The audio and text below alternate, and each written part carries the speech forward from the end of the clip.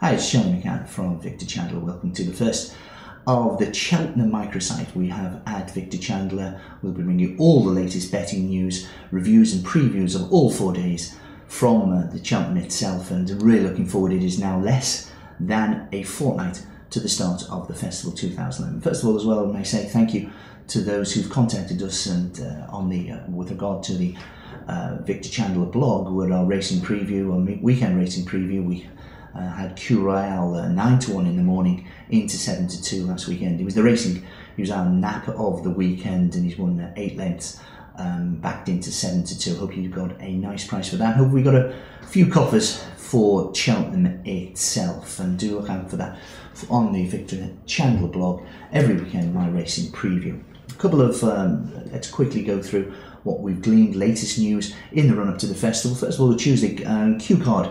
The favourite for the Supreme Novices, Colin Tizard, suggesting he's going to give him a racecourse gallop this week, probably Sunday at Newbury. They race, of course, the Greatwood sponsored race this weekend, a great charitable Greatwood, wonderful people as well. I was fortunate enough to be at Newbury last year. It's a great occasion, and good luck to the people from Greatwood. But Colin Tizard taking Q card there for a gallop. He thinks he may have him a bit too fresh for that. Also, we have confirmation that Captain Chris will run not in the Arkle on the Tuesday, but now in the Deuce and Novices. I think that's, I thought after Saturday's performance at Kempton, I think there's only one racing he can go into. I actually think Captain Chris will get more than 2.5 miles, and he may become a 3-miler in time. Great Endeavour as well, just another snippet, the grey horse of David Pipe, that's supposed to be on course now, probably for the festival chase on the first day, stepping up in trip. Remember, he won at the Cheltenham Festival 2010. On to the Wednesday, Kellerspree, remember the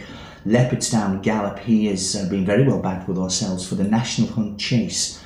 A wonderful looking grey. The RSA is no longer the prospect. He's now going for the 4-mile in National Hunt Chase, and he really pleased Paul Townsend. I don't think it's fair to say that Ruby Walsh, who great to see him, even only in a schooling session, he looks as if he's going to be back in the saddle later in the week, hopefully. Wasn't so bullish with the noises coming out over Michael Dagenet, and a wonderfully talented horse this. Of course, he won at the festival a couple of years ago, but I think back out to now 16-1 for the RSA chase for Michael Dagenet, and I'm afraid he does look a bit fragile now as well. Allure of Illusion, that is the one for money. That is the Willie Mullins horse, it would appear, for the bumper. He hasn't run for a number of months, and people thought it may be Semaine, but if money talks, Allure of Illusion, that is the one who's going to take on Night Pass in the Champion Bumper. That's on the Wednesday. The Thursday, as I say, Captain Chris will run in the Deuce, and of course, let's get this right, St Patrick's Day will be the Thursday of the festival. Will Irish Eyes be smiling? Noble Prince, of course. They've got Tranquil Sea they have in the Ryanair, and of course they've also got 5 for 3 Solwit and Murad taking on Big Bucks and Grand Cru in the World Hurdle. So that St Patrick's Day, Thursday the 17th, and it will really be, I think, a fantastic, what a day for Ireland that will be with Victor Chandler. Of course, we'll have things like number of Irish winners. On the Friday, we're now betting a quarter of the odds, 1, 2, 3 and 4 places for the Triumph. That's from today, Tuesday the 1st of March, until the day, the 48-hour decks on the Wednesday of the festival.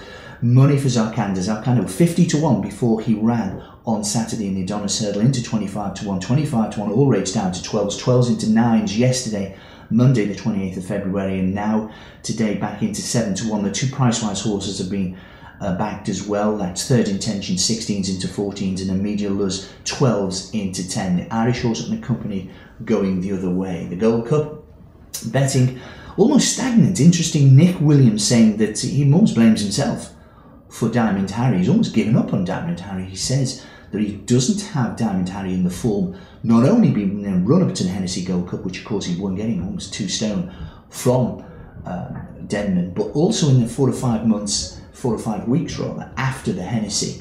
And he wishes now, I think, that he'd run him again and not got there fresh.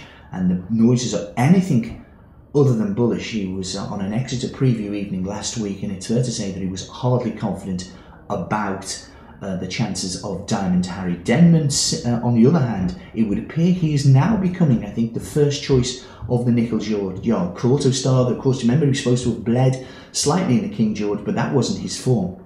But it would appear Denman, of course, third in the Hennessy Gold Cup, not seen since, and had this wind operation that Paul Nicholls has reported. He is the one for money. David Pipe has won. I was just looking through. He's never won, of course, the Martin Pipe conditional race at the festival.